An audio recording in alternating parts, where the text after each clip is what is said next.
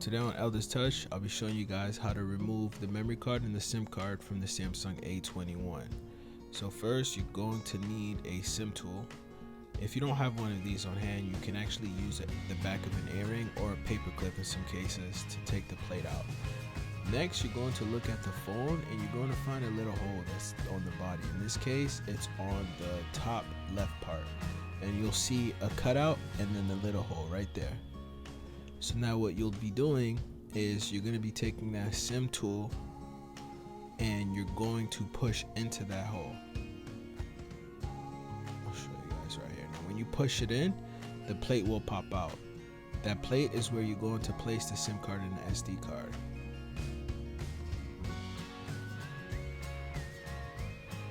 So right there on the left you have the SIM, and then on the right you have the SD card. You'll just place each card in the designated areas, and they're cut out to size so you'll know exactly how it fits. And once the cards are placed on, you want to slide this plate back into the phone, and the phone will automatically recognize both.